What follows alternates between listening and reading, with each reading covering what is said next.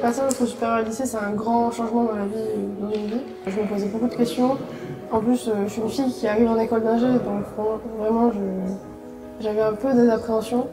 Et je suis arrivée, j'ai été super bien accueillie là en première année et je regrette pas du tout mon choix. En seconde, je savais pas exactement ce que je voulais faire. Donc je me suis dirigé vers la classe STI 2D puisqu'il y avait beaucoup de techniques et j'aimais bien toucher, savoir avec quoi je travaillais. Et il fallait choisir une option en énergie et environnement ou d'autres, systèmes informatiques numériques.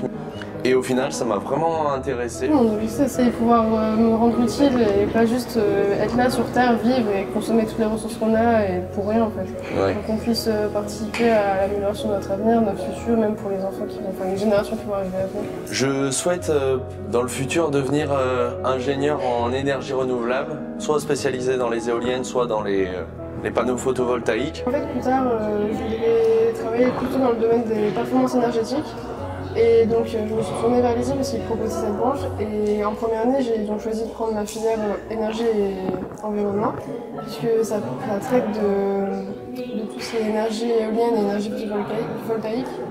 Et justement, je me suis dit que ça pouvait être une première approche pour voir si ce domaine me plaisait. Les principaux projets qu'on a été amenés à faire, c'était voir les rendements d'une éolienne. Donc on a construit une petite éolienne avec des tuyaux PVC et un alternateur et un générateur pour voir un peu les rendements. Et avec un compresseur, on peut dire, ouais, on a vu combien ça pouvait produire en puissance. Et donc on a vraiment travaillé dessus. Après on a imaginé un circuit pour allumer une LED, tout simplement, histoire de voir le rendement, savoir sur combien de temps ça pouvait durer.